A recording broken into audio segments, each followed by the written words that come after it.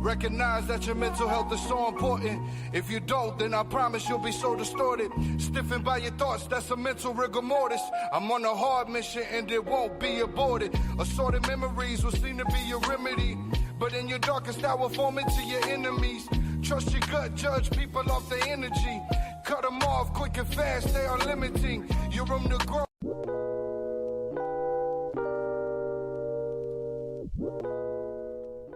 You're listening to the Expect Effect podcast, where the concept of self-care is our primary focus. Consider this an acknowledgement of feeling, the opportunity to birth every great idea within you. This is your weekly dose of me time, and I'm your host. It's just Nikia. Thank you so much for tuning in with us for yet another week of expecting better, doing better, and believing better. Listen, I know that life is hard. I know this year has been hard, but self-care, right? The processes of becoming the best version of yourself, at least for the time that you're here, these things don't have to be. So sit back, relax, and unwind as we step into our final episode of season 2. I'm really excited to bring you season 3, and it's actually not as far away as you think. We will be back January 13th of 2021, continuing on with some amazing guests that I have lined up, and I'm just really thrilled for you to hear the content that I'm going to be producing. You may be wondering why I'm choosing to end the season somewhat abruptly. There are a variety of factors, right? This year has been tough. We are still in the thick of a very intense pandemic. I've had some things shift on a personal and family level. I'm also getting ready to wrap up a lease and move, and I have just really a lot of different things going on. Aside from all of that, I'm fortunate that I've landed on some new production tools for the show, new editing tools for the show, new software, just new everything, new opportunities here, and there are just a lot of things happening for this platform, and I want to make sure that I'm steering it in the right direction in terms of the content that's going to be released in 2021 and the structure. I want to reintroduce the show, reintroduce the mission, and make sure that everything I do here is as best as it can possibly be. So I'm going to take a short break, and in that we're actually going to wrap the season. I've had some amazing guests this season. This season has been absolutely phenomenal. In the thick of the season, I had the opportunity to interview Ari Lennox with Black Pepper Magazine. I've also talked to Anna Nyakana, an amazing author of the Nyazuri series. Please check that out on YouTube. That's at Black Pepper Magazine, at Black Pepper Mag on Instagram and Facebook, blackpeppermag.com if you want to get plugged into the website. This season, we've also launched the website, unlike any other podcast website you will see in production. That's the expecteffectpod.com. You can go there, listen to our show, give feedback on the show. Let me know if there's something you want to talk about. Let me know if there's something you need. You can book a vent session with yours truly, and I will be happy to listen to whatever is going on with you and map out and build personalized plans so that we can see you through to the best version of self. You can also learn the difference between life coaching and therapy and get connected with outside resources. Furthermore, I've got custom journal entry topics that are dropping weekly, and we will be dropping journal entry topics while we're on break, so don't you worry. The website is going to be alive and active. The blog is going to be going, and I'm going to be encouraging you to go back, listen to previous episodes, get ready for these new episodes, but always know that I'm right here with you and rooting for you even when I'm on a hiatus as we get ready for season 3. So in season 2, we also launched this really dope-ass website. Other things that happened in season 2, I became a certified life coach prior to the launch of season 2 and taking that break from season 1. And in season 1, I produced over 40 episodes by myself, y'all. I don't have a team. I don't have a source. I just got my backup here with me, Tanera. I got to shout her out every time, as often and as frequently as possible. So I just have to give her due credit. Before I had upgraded software, before I was working on more than a lapel mic and my phone, she was right there encouraging every idea and every move that I made. So I've had a really great 2 seasons so far. I look forward for what's to come. In season 1, we got signed to a network, and I'm working with them as we're getting launched and getting ready to go and prepping the show to make sure that it's all that it can be for them also. I've been brought on and taken more seriously as a writer and a general creative. Like, y'all, on a personal level, I paid off some bills. I'm coming up out of some things. I went from no car to a whip, and I'm just really grateful for how this year has played out. out. I have a wonderful relationship with Chime. Y'all get plugged in. Make sure that banking for you is not difficult. No need to pay fees. No need to be deep in overdrafts. No need to deal with the headache that is big banking. Chime makes banking easier. And if you want to get signed up from them, with them, you will soon see an affiliate link on our website. But just go ahead and visit chime.com right now. Visit them on social media and get locked in there. We have a really great ongoing relationship that we've been able to build since the start of this show. So that's just been what it's been for this past year. And we've been in production for only 1 year. My first episode was October 2nd, I believe, of 2019. Okay. And we are now at December 23rd of 2020. And before we go into 2021, I want to make sure that I really want it to be everything that it can. This is my dream. This is my passion. This is what excites me. Telling people stories, encouraging people to go the extra mile and to really go that distance. And I may sound a little sporadic, slightly emotional, a little worked up. I'm a lot. When I look back over it, y'all, I'm blessed. I'm fortunate. I'm highly favored. Even in my lowest moments, I'm still thriving. And so are you. I promise you, it may not look good right now, but the reality versus what the truth is, right? The reality, your situation can't be, I'm broke, I'm sad, I'm hurt, I'm depressed. Even though that may very well be what you're feeling, you have to speak life into yourself. Be firm in your affirmations. Be firm in knowing who the fuck you are. Be firm in knowing what the fuck you're worth. And no, life is happening to everybody in some way, some fashion or another, but you have got to come out on the other side of this thing, and you will. If you need assistance, that is okay. Let's figure out where to go get that assistance. But don't sit in the, this is just how I am. This is just what it's going to be for me. Don't accept that for yourself. Never. Expect better, do better, believe better every goddamn week, and I'm going to figure out how to make sure I'm bringing even better resources, even better interviews, even better content, more consistency. Excuse me.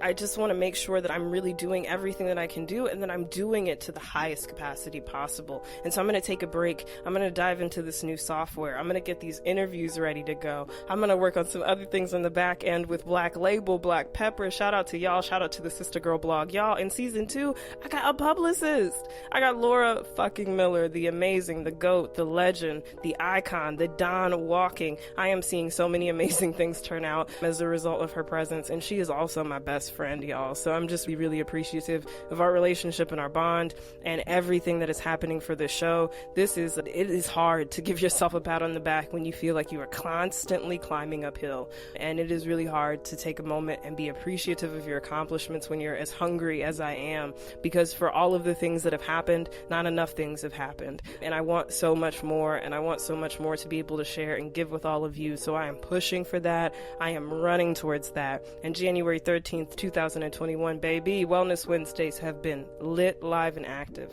but they're about to get so much better here on this platform. So thank you guys to every person who tunes in every single week. I see you. I'm looking at the stats literally, and I'm being heard in locations I couldn't even imagine. They're listening in France and the UK and Australia and, man, California. I've never even gotten to go there yet. So it's just really surreal to me sometimes, many of the things that are happening. I went from sleeping in my car. I went from lying, stealing, conniving, conning. Y'all don't even understand the person I used to be versus the person that I am now, and the person I'm working to develop and become. So thank you guys so much for going on this ride with me, for allowing me to be so transparent, for allowing me to just come here and tell you what it is every single week, whatever that is for me, and for letting me curate and craft these topics, and let me just thank you for fucking with it. Truly, I cannot thank you enough. And I promise you, the listeners, are the first thing on my mind when I am trying to determine and decipher how to make this better. And when I tell you it's coming at you full force,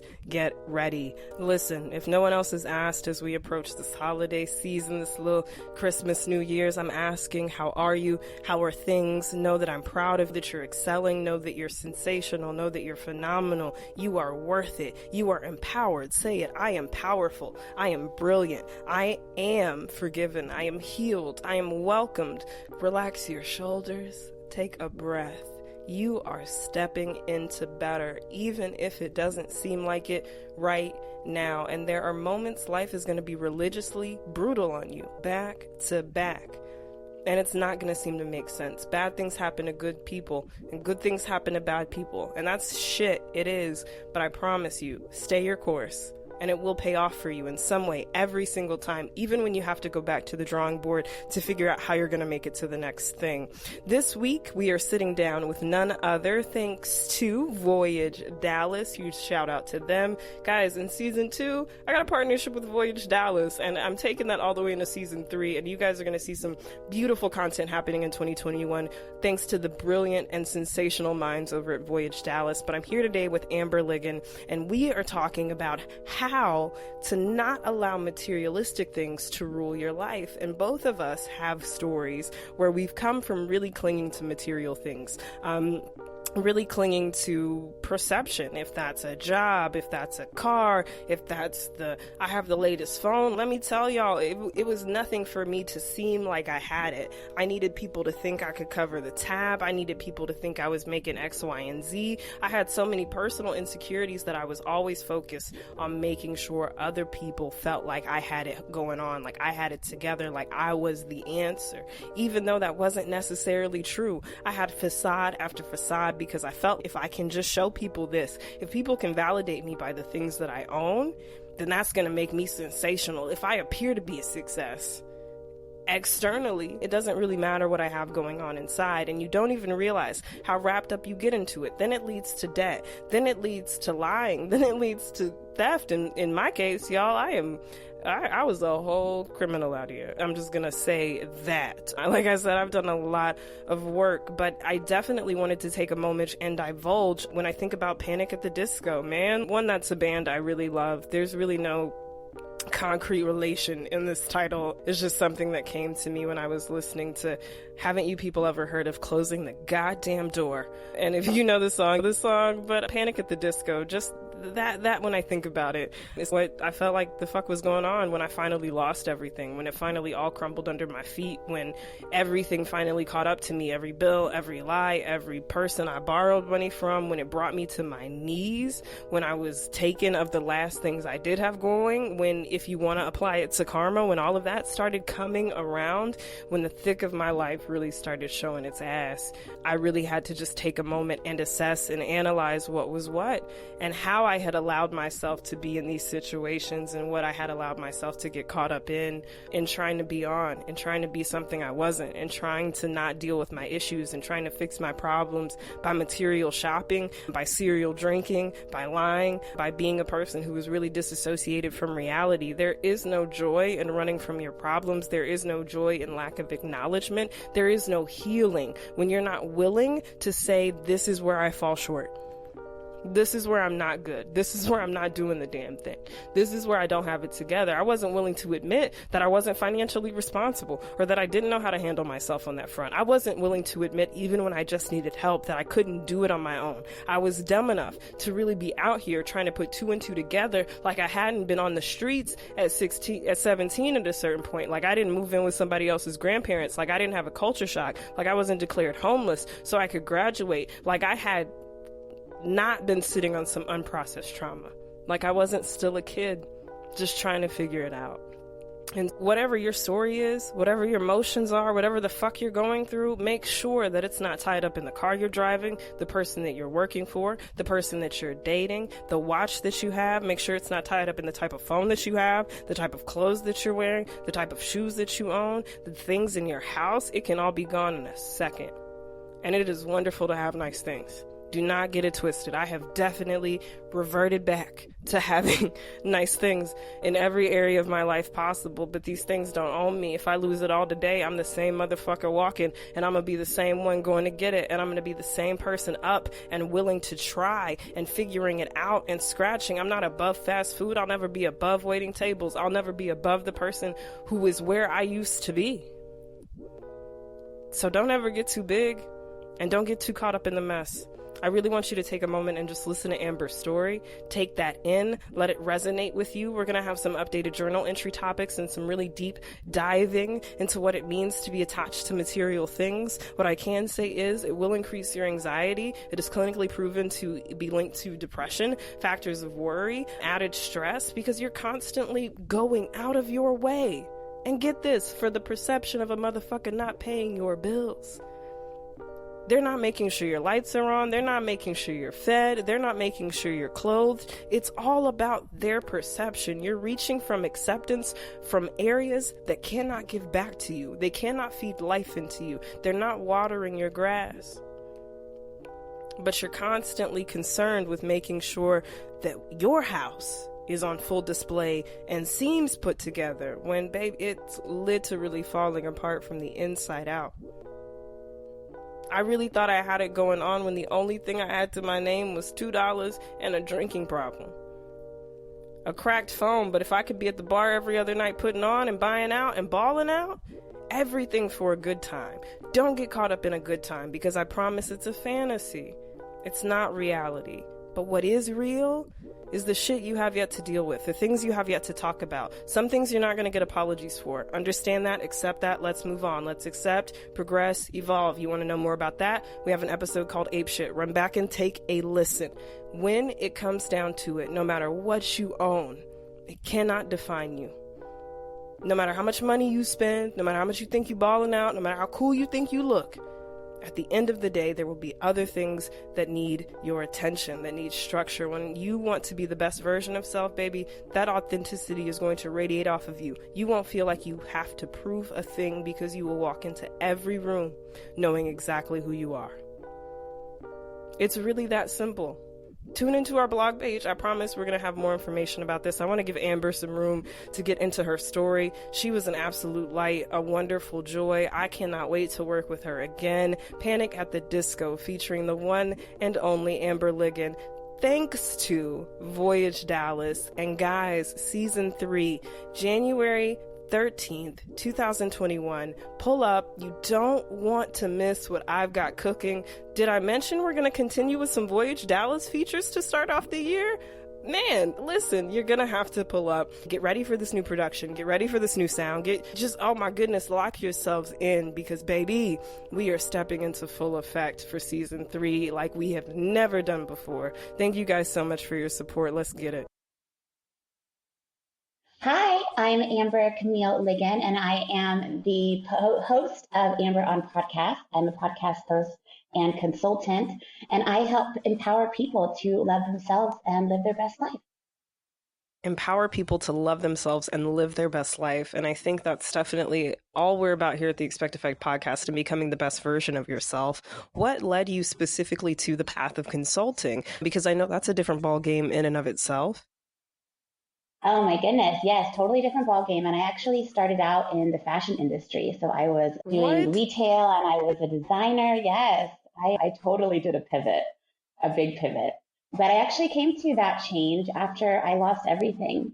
And I had to ask myself a lot of really hard questions, and I had to make a lot of hard decisions. And I had to really carve out a path for my life and be really intentional with what I wanted to do and what I wanted to learn and who I wanted to be. And I had some exposure to consulting, working in other companies that I had worked for and working with consultants. And I always really liked interacting with them and admired what they did. And I'm like, I want to do that. So let's go for it. So I did. And it worked out. Yay.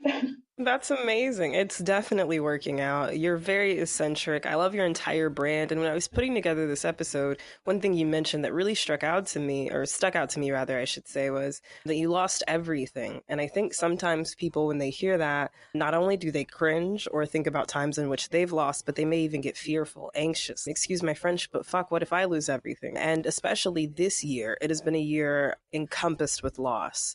How do you find that you were able to emotionally recoup after feeling like this, and knowing, not even feeling like this is rock bottom and I'm here?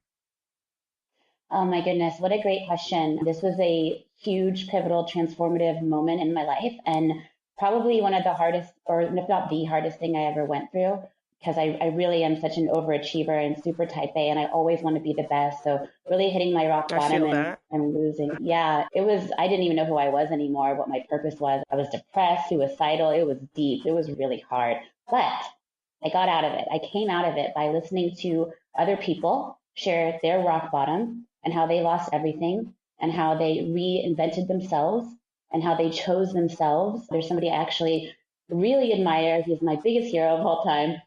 You'll hear me talk about him all the time, but today is no different. His name is James Altucher, and he is a podcast host as well. He's also an author, an entrepreneur, And I started listening to his show and him sharing just his lowest moments and how he rebuilt, and him interviewing other people who had done the same. And their stories really resonated with me. And I found a lot of similarities. And I thought, if they can do this coming from where they've come from, the same place I'm coming from, nothing, and they can rebuild into something great and have an impact on the world and learn to love themselves and build themselves back up, then I can do that too. And I just kept finding so many examples in podcasts, listening to podcasts. I kept finding so many examples of people doing this. And it inspired me and empowered me. And it led me to other people and other podcasts and other books.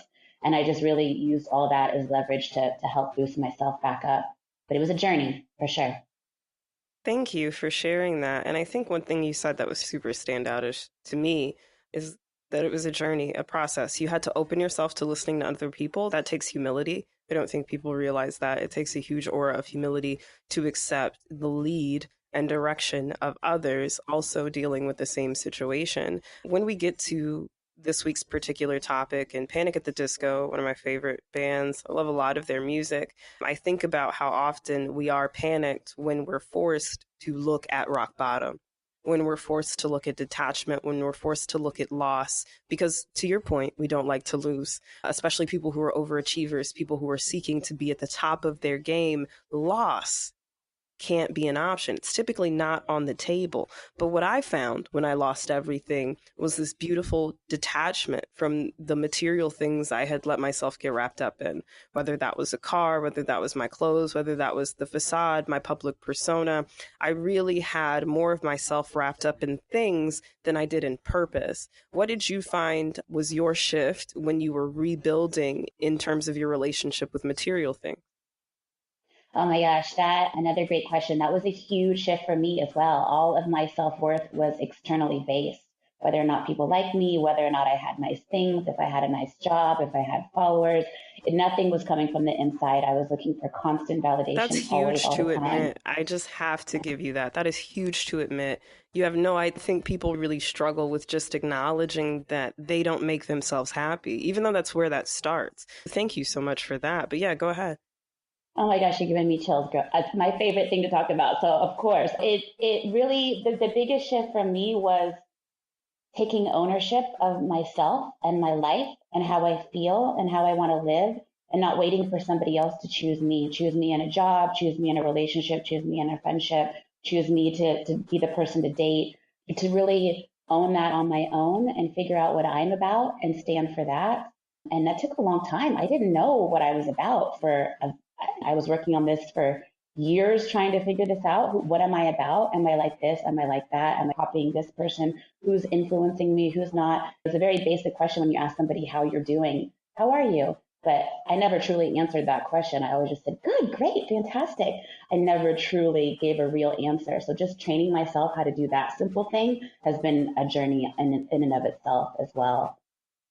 That's a powerful tool that you just referenced to be able to be transparent. I think social media especially drives us to be so quick with a knee jerk, I'm great, it's fine, things are cool, it's all copacetic this way, when in reality we're falling apart, like we're crashing, we're burning, and we don't have the answers. And here's what I've learned is no one does. But for some reason, there's this deep fascination with pretending that you do. So kudos to you for just opening yourself up into that space. But damn, way to throw me aback when you said I stopped waiting on people to choose me. Whether that was the job, whether that was a person, I was going to choose myself. Tell me what the scariest part of that was for you. I know for me, when I think about putting myself first, it was this idea, to your point, that everything really for me came externally, external validation, external peace of mind. I really pulled everything from the world around me. If they said it was good, then it was great. But for me, the biggest scare factor was trusting myself. Who was I even? Did I even know who I was? And how could I trust myself? Yes, yes, I feel you on that too. Exactly the same for me. What do I even enjoy? What do I like? What am I about? If I'm going to choose myself, who am I? What do I represent? What am I good at? These are questions I had a very difficult time answering, despite my very well thought out LinkedIn profile or my great job status of whatever I had had in the past. I really could not put my finger on what was actually good about me and what I could actually offer the world. I had to really do some deep work and look inward. And honestly, a lot of that I figured it out by reflecting back on what I enjoyed as a child. So oftentimes we lose sight of those things that we really loved when we were children because society tells us we have to make money and that's too hard, or this is a better route or a safer route or whatever.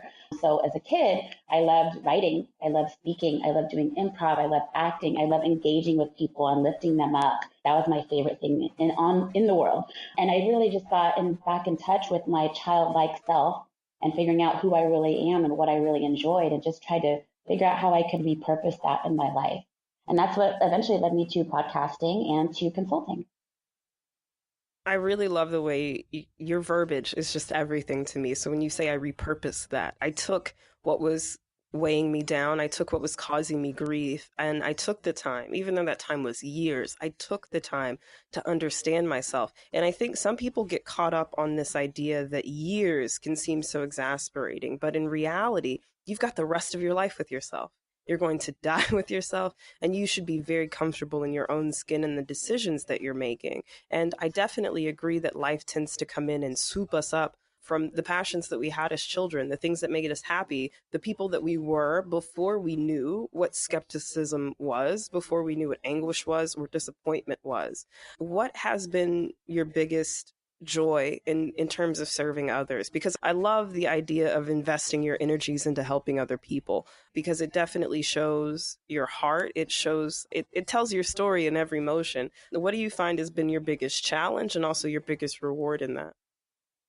Well, they're actually the same. It's the same answer for that. I think my biggest challenge and my biggest reward has been vulnerability, to really admit who I am, admit how I feel, admit what I've gone through. I shielded all of that from the world. I grew up in a very abusive home with a lot of addiction, and nobody ever knew that about me. I went to Texas Christian University in college, and I didn't tell that to anybody. I just tried to fit in. I never told anybody about what I had been through, and just never really opened up because I was just trying to be what I thought they wanted me to be. And so being vulnerable and really being myself and sharing my story, what I've gone through, and allowing it to lead me to other people to help them when they're going through those same things, or to help them feel less alone so that they can make changes in their life just like I did. That's the most important and the biggest reward by far, is just to be open and be vulnerable enough so that I can inspire other people. And it's been the greatest thing for me because then it allows me to have an opportunity to check myself so I don't get too far out of line. Like doing this work is allowing me to have that constant touch point. And that's been huge. And I need that. And I believe that sharing our stories and being vulnerable is the most powerful thing we can do for each other. I'm all about Brene Brown too, right? Like I very much believe in this. Fantastic. And I think just to your point, transparency is our saving grace. And I don't think we put enough emphasis on how great it is that you can see someone exactly as they are. They're not hiding anything from you, but if anything, they're embracing who they are to help you embrace yourself. Tell me what your peace factor has been like since now overcoming the challenge. You went rock bottom, you've dedicated your life to your passions, and now you're not hiding, right? There's nothing that's in secret about you. What kind of peace has that brought your way? Oh my gosh, it is a completely different world, Nakia. I wish everybody could experience this because I know where I've been and I know how bad I used to feel every morning and how uneasy and how anxious and wondering about the future and unsure about the future, unsure about the past, just like no peace ever. I didn't know anything about peace. No acceptance, versus now I get to live in the present moment. I'm not perfect. It doesn't happen all the time, but I'm at least conscious of living in the present moment. And you're conscious progressing. of, That's and I'm the progressing. biggest thing. Yes, and growth all the time. And I'm really paying attention to my growth instead of just thinking it's going to happen by accident. I'm going to fall into some growth or something like that. I love that you doesn't said work that way. It's not going to happen by accident. And I think a lot of us want that way. Like you want it to be like the lottery or Wheel of Fortune, but this is the wheel of discipline. This is the wheel of intentionality. And this is the wheel of determination. And you exude all of those qualities. What would be your key point of advice to anyone who's saying, I'm trying to let go? And I'll be honest, like for me, it was tough. I really felt like I had to be on, so to speak, that I had to lie, that I had to scam, that I had to connive, that I had to let people down. And I let money and material things rule who I was. My intentions weren't pure. And when I finally allowed myself to be who I was and say, you're gonna accept this or you're going to not. And now I have some work to do, some cleaning up to do, not only in terms of my spirit, but in terms of environment. I'm ready to step forward. What advice would you give to somebody who really doesn't know where to start? They don't exactly know how to take that step. I love this question. It's such an important question. And I wish we were having these conversations more often and hearing people talk about this because it is a hard question to answer. And I was once in that spot too, trying to figure it out. But I heard a quote recently from another hero of mine who's a super cool guy. His name is Jocko Willink.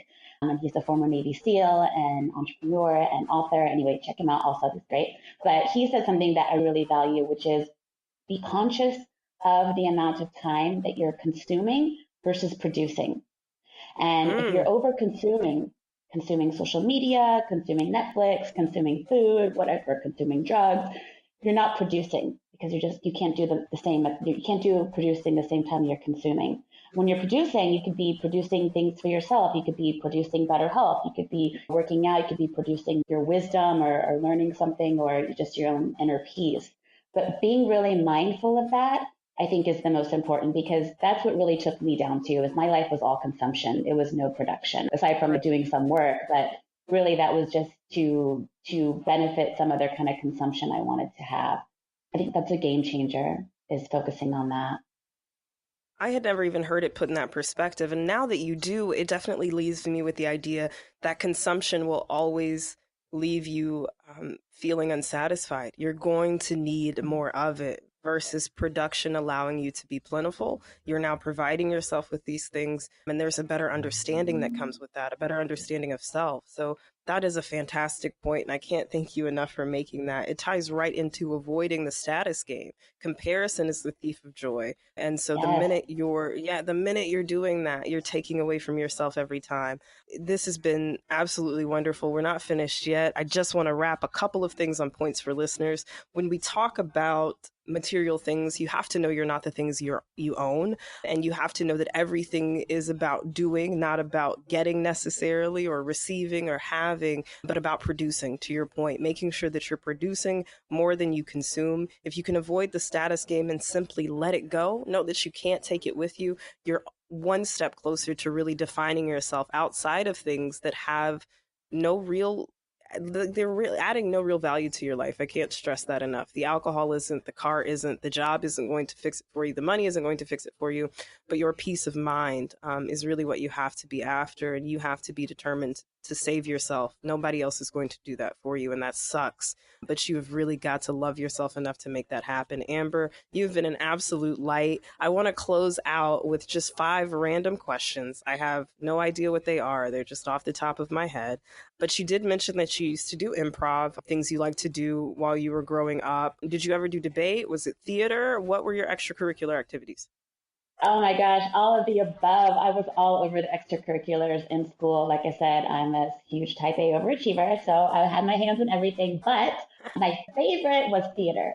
I was in almost every play. I absolutely loved it. Loved being on stage. It was my favorite thing. So I've taken some improv classes recently. I had a great friend who owns. Yes, and it's totally reignited my theater flame, and I just love it so much. I love that kind of performing. Amazing. So I did debate through college, so that's amazing. I completely understand the love and craft that you would have there. Do you have a favorite stage play? Oh my gosh! My favorite stage play. Which one would I pick? I think I would probably pick something from high school, and I don't even remember the names. Okay, let's not go with high school. Favorite stage play. I love anything goes. I'm a huge sucker for musicals. Yes. Man, okay. Now I want to ask you like 10 million more questions, but I have to remember 5 questions. Okay. Question number 3. Do you recall the first thing you saw, or at least a period of time, the thing that made you say, I want to do that too, when it comes to acting and improv? Oh, the thing I saw. It was Mariah Carey. She's not really known as much for her acting, but her performing. Oh my God. Are we phenomenal. talking about, oh wow. Oh my God. I just have to shut this down. My girlfriend is such a Mariah Carey hater. Amazing. Oh Right? my goodness. She doesn't know Wow. what's up then because Mariah Carey is the jam. My love for Mariah Carey runs so deep. I'm Telling you, mixed. I'm she's half the black and answer half to white. so many things. Oh yes, oh yes. As a mixed girl growing up, I thought she was the only other mixed girl I knew in the world, and I just thought we were bonded like for life. I literally thought she was the only other one because I didn't know anybody else. And then she was this amazing performer, and I was just like, we have so much in common. I can be like her. Oh yeah, huge. Oh man, that just made my whole afternoon. I could probably just I could wrap it right there, but no, okay. Question four. Okay, since we're on the subject of the great Mariah Carey, what would you say is your favorite Mariah Carey album? I think it's the Matchbox album. I want to say, or maybe it's not. It's the Oh, one that. Gosh, I love them all. Might no, be I the know second one, but exactly it's which one you're talking about, but the title doesn't stand out to me. maybe it's yeah, but it's the one with the hero song on it. Because I listened to that song every day of my life for like my first, I don't know, 20 years of I life still listen probably. to Vision of Love at least once a week, just the vocal Oh, arrangement alone. I love it. It's so inspiring. It like It's really gets me going. And when I hear Hero's the a great lyrics, the song. hero, yeah, I'm like, I feel like that was really instilled in me. And I pulled that out eventually when I needed it. The hero comes along and the hero is you, basically. So let's get Oh, that's happen. powerful. You are powerful. Yeah. You are amazing, man. Thank you. Thank you so much for doing this. Last question, absolutely random. If you had to choose between having to wear like particular type of shoe the rest of your life and you could only wear this shoe, what shoe would it be? Oh my gosh. I can't even believe I'm going to say this. I used to work in the fashion industry, so I cannot believe I'm going to say this, but I'm going to say it. And it is those freaking Vibram toe shoes. They Oh like my spread your goodness. toes out. They're so good for walking. And once I started walking in them, they're my favorite shoes. And I Now love I those feel like I shoes. need to try them just because they are so hideous, but They are so hideous. oh man, but if they're good for They're so walking, I do hideous. like to take walks. I'm definitely gonna have to try that. Now I'm not even gonna properly continue my afternoon for wondering about these shoes because wow. You know, Oh my they got goodness. me hooked too because they say you got to break them in. And so I tried to break them in a few times and my feet were covered in blisters. And I'm like, I'm going to break them in. But I think it's because I had to work so hard to get the dang things to actually work on my feet. Now I'm committed. Oh man, that's you know what that's what I love it. And that right there is the key to it all, being committed to yourself, being committed to the process and being committed to better days. Okay, guys? So Amber, if real quick, I'm almost speechless. You really have been an absolute joy, especially considering that this is our first time speaking. I'm so happy that we could have this engagement. Really quick, if you could let the people know where they can find you on social media and any upcoming work or projects that you care to promote. Oh my gosh, you are the best. Let's do it again. I love this so much. I love you. Yes, no, You I can agree. I'm definitely one for a repeat guest. So it's going to happen. yes, let's do it. You can find me on Apple Podcasts or any podcast streaming platform. My show is called Amber on Podcast. And again, it's about doing more good for you and more good for more people. I'm at Amber on Podcast on all the platforms, so you can find me there. And I release a new episode every single week, every Thursday. So please come check me out. That's all right, guys. We're here every Wednesday. She's here every Thursday. So your week should be properly set up with motivation and self-care practices. Amber, thank you again. This has been another week of expecting better, doing better, and believing better. Remember, you are not the things you own. You are no better or worse than the person next to you. We are all in need of the same love, grace, and understanding. And I implore you to go forth and have an amazing week. This has been your weekly dose of me time, and we'll see you next Wednesday. Understanding, and I implore you to go forth and have an amazing week. This has been your weekly dose of me time.